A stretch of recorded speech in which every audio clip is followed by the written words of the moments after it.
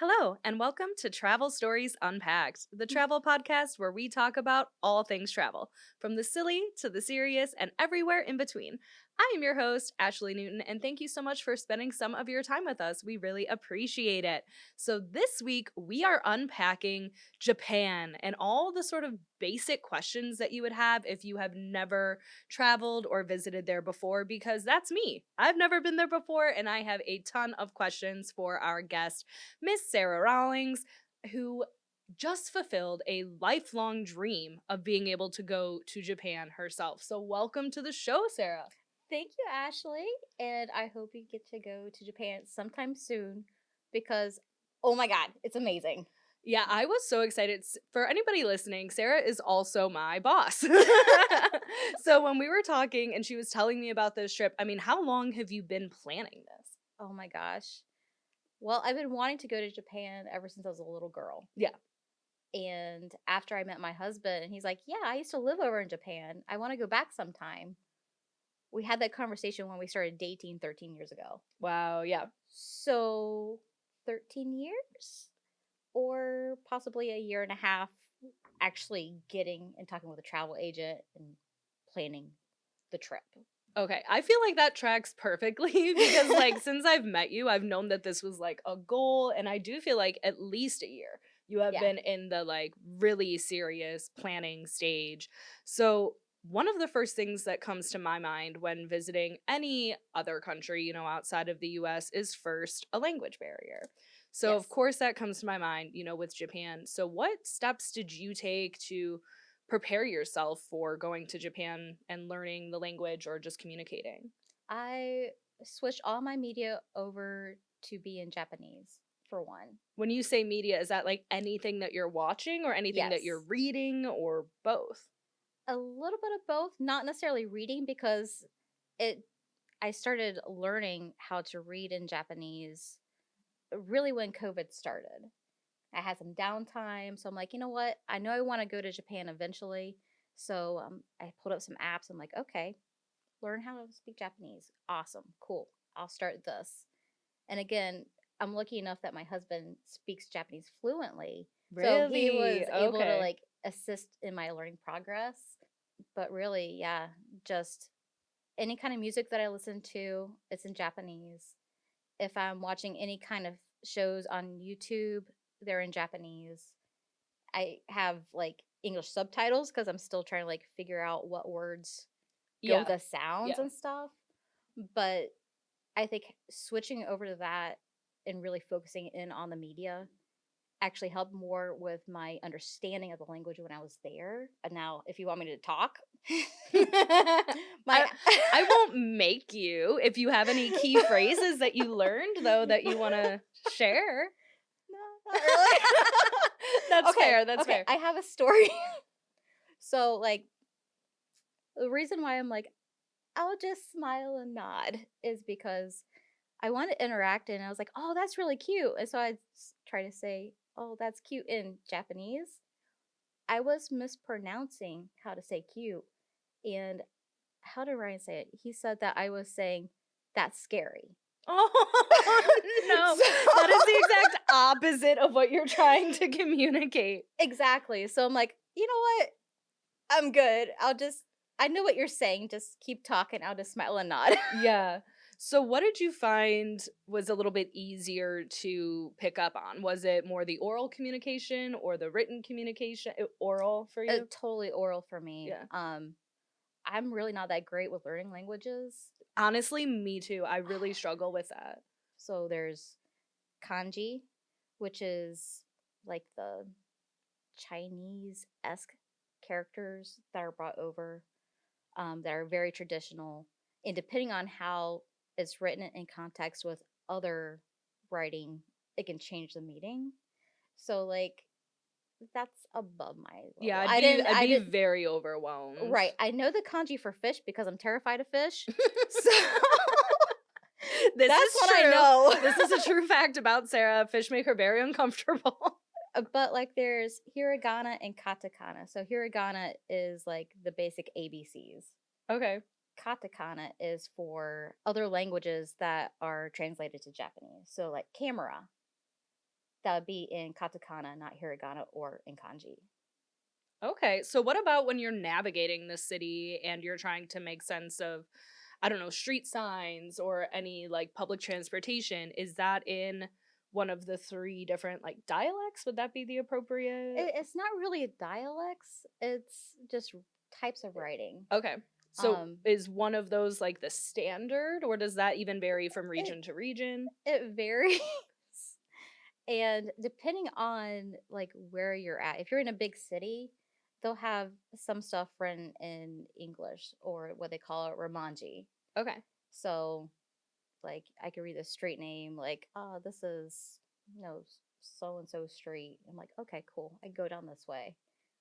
But sometimes if we're out in the country, it's impossible to read. Okay. It could be in kanji, it could be in something else.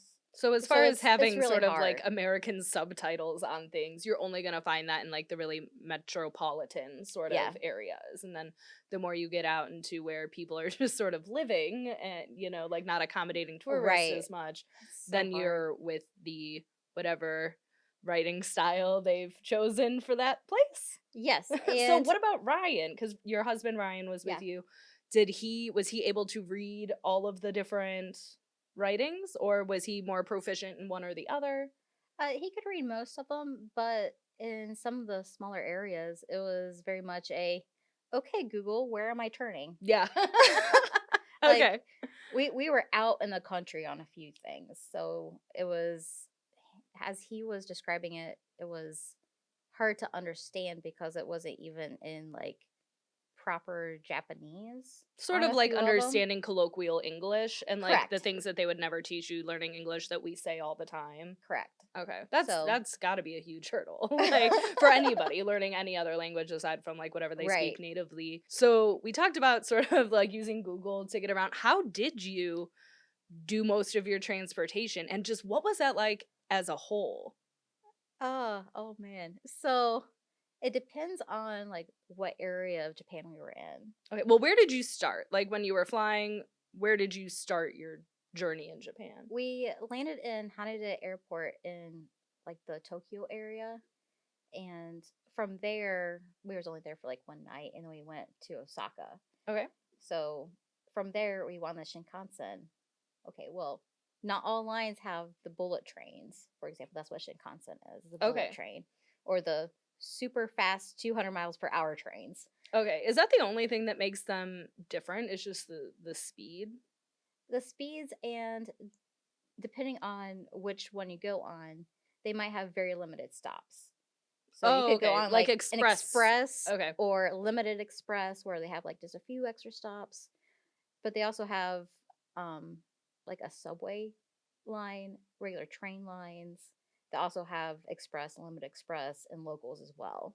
Okay. So did you guys do a variety of public transportation? Yes. What was your favorite? I love the trains. Yeah.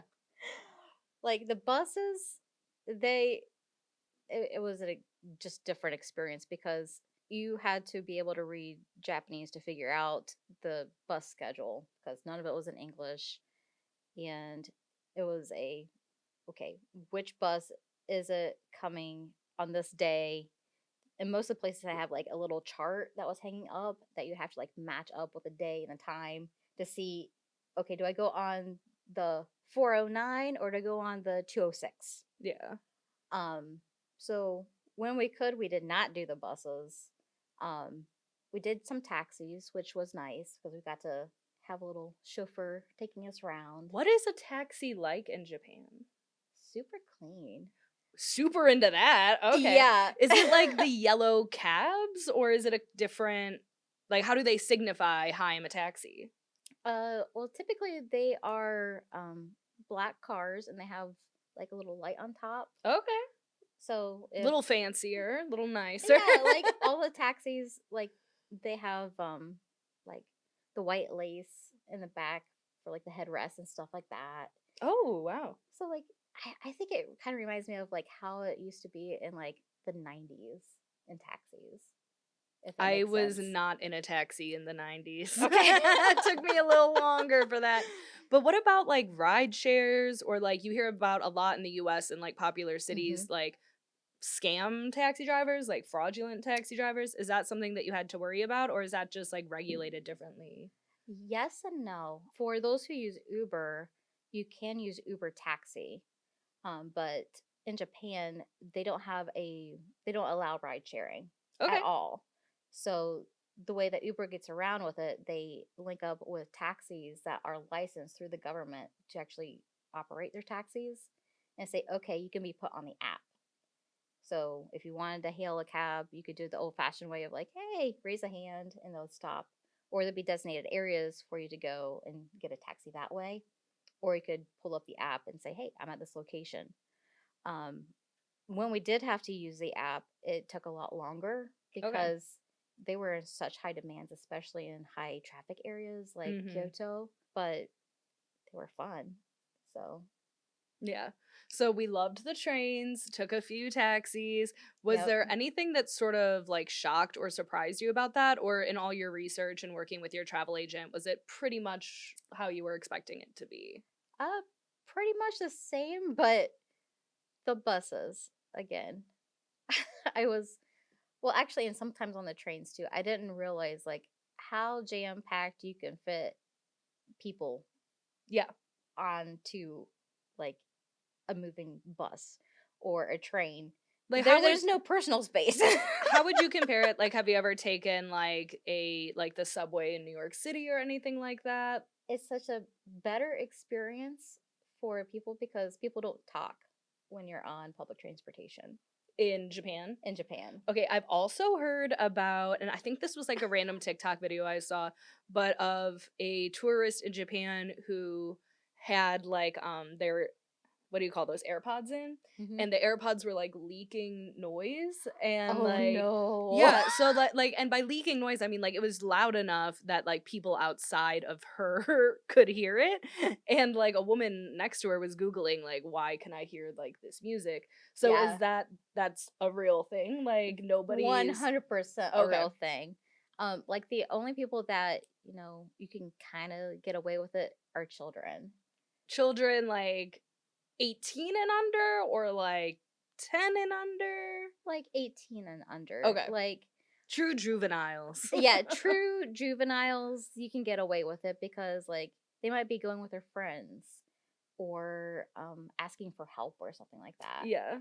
And But we were, otherwise, like, not talking at all. Not even just like quiet small talk. I mean, if you're above a whisper, then you're in trouble. Okay. All right. So Like, now I had to ask in general about like sort of the whole culture in Japan versus America or other countries that you've been to. Are we really that loud? Are Americans that yes, loud? Could you yes, pick fellow American tourists out of the 100%. crowd? No. Matter of fact, one of my travel companions was one of those loud Americans. What happened? Everybody stared at them. Yeah. What was he where were you when he was being loud or was it everywhere you went? Oh, we we were in one of those very jam-packed cars on a train station. Literally one side here and they were at the completely other side. And I was like, is that our friend over there? I'm like, yeah, it was 100%. And there was other tourists there. Yeah. So it was a little bit more rowdy than normal and the locals of course had the glare of why are they on here? Yeah. So freaking loud. I just want to get home. Um, but yeah, it was like embarrassing. Yeah. Well, like, and that's something that is so curious to me is like, I spend most of my time here in the States, you know? So, like, I don't really think about like my noise level, especially if you're like if you're at a nice restaurant or Yeah. something or a museum or like a place of reverence, like you're of course gonna monitor your levels. But just like being outside in a public park, I would never think about like, better shut up. You know what I mean?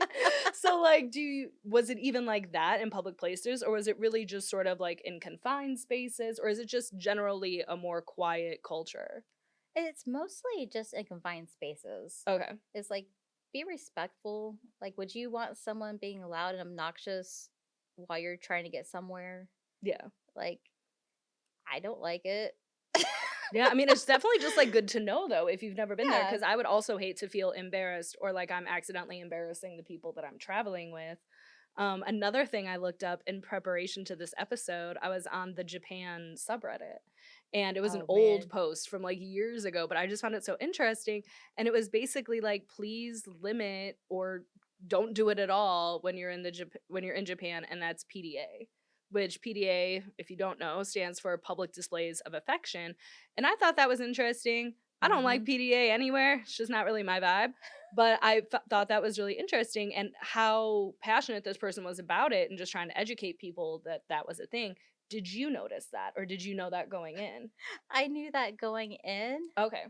and my husband knew that going in, and he's like, "Let's get some looks, babe. I'm gonna kiss you." Did he? So he did. And I'm like, so scandalous.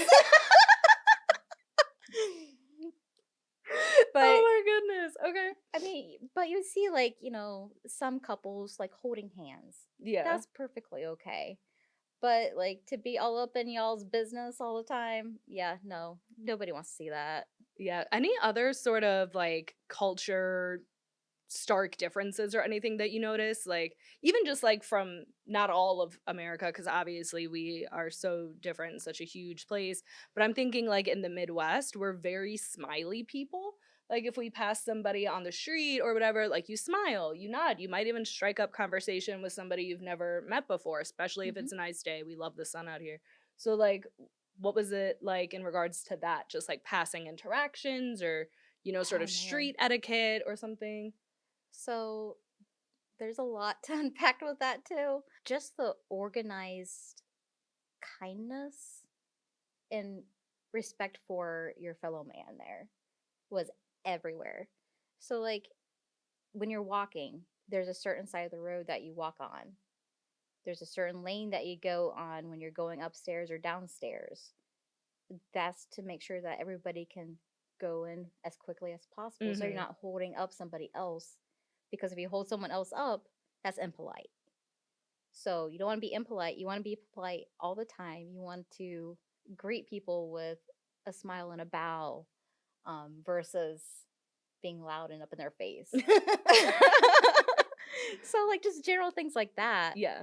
But overall, just everybody was very kind and understanding and just happy to see other people, happy to learn about their culture and see their land. So that was very nice to see. But of course, then you'll have some are like, I had too many tourists, just get away. But that was Yeah. like one off cases. Most of the cases, it was just, thank you for coming here. Thank you for being here. Um, and just general, just niceness. I love it. I love it. Yeah. I always love hearing about places where it's like tourism is a bit more accepted, Hmm. or I don't even want to say like embraced, but I really do hate the idea of going somewhere. It's like going to a party you're not invited to. It's like, why Yeah. would I want to do that? Like, that's not ideal. um, so we talked about sort of like a lot of the logistical questions, but what about your accommodations? Like, where were you staying? How did you decide where you wanted to stay? How did that work? Well, we went with a larger group, so we went with like 8 people and a child. Um, and we all had different things that we wanted to do. Like some of our people wanted to stay at capsule hotels. I was What is one. a capsule hotel? It is basically a tube that you sleep in. And it has like a bed, and that's it. Okay, so what about like bathroom, shower, sink? Is that like a communal It's thing a or communal situation. okay. So like you can climb out of your tube and use the restroom down the hallway. Just the fact that we keep calling it a tube, I don't I don't know how I feel about that. Like I tend not to get claustrophobic, but I feel like in that situation, especially not knowing my surroundings, I wouldn't vibe for that. So you opted out of the capsule hotel? Yeah, just because I wanted to do more stuff that required larger facilities. So I didn't get to do that. But I was one that actually wanted to do that because it looks so freaking cool. You would do it? Wait, you'd sleep in the tube? Yes. Really? Yes. Why? Just for the experience? Yeah. Okay. I mean, why? I mean, that's the only place in the world that you'd be able to do that is in Japan. Really? Yeah. Okay. Well, where was your favorite place that you did end up staying since you didn't do the capsule hotel? My favorite place was a ryokan. I think I'm saying that right. It's a inn that's a bathhouse, and it's all traditional. Okay, I'm not gonna lie. I'm gonna sound so stupid here. I'm not entirely sure what a bathhouse is. Can you please just tell me?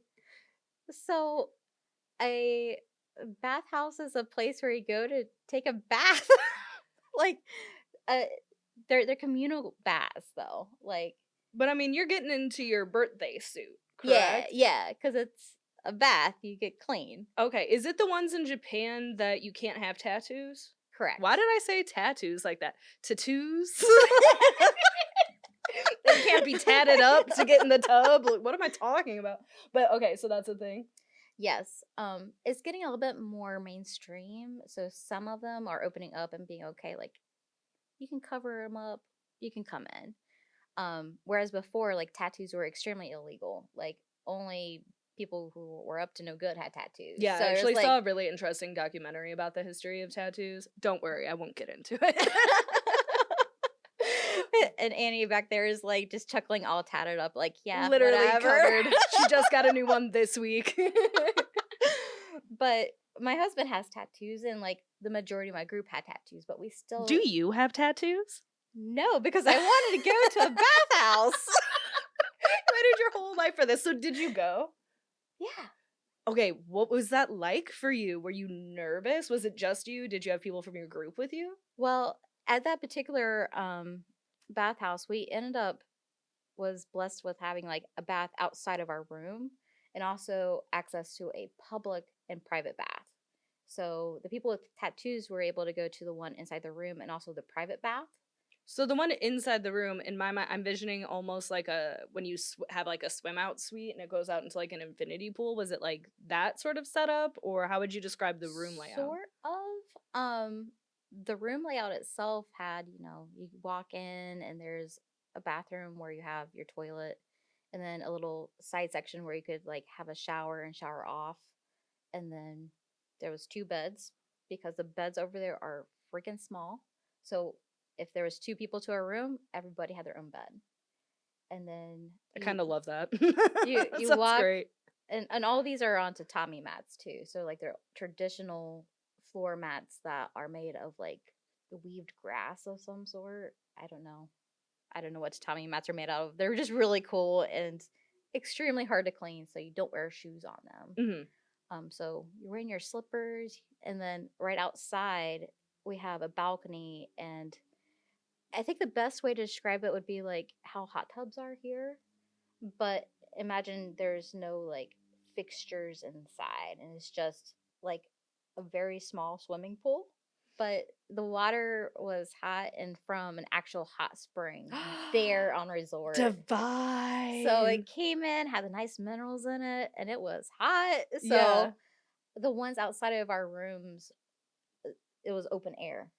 It was so nice. And it was the time that we were there, it was a little bit rainy and like in the mid 40s Fahrenheit. So it was nice. It was like, Yeah, just warm up. rewind. Yeah. So yeah, that was nice. And then since my husband had tattoos and we're like, well, we want to go to the other one. So we went to the private bath and it was large enough for 2 or 3 people to go in all at once. So we're like, okay, cool. We can bathe. This is awesome. Do they like admit you? Are they like you may now enter, or do you like schedule a time? The ones where we went, there was like a little door that said occupied or on free. Oh, so So just self serve. yeah, you just go in and All right. have fun. I have one more question because I'm like, you keep saying bathe.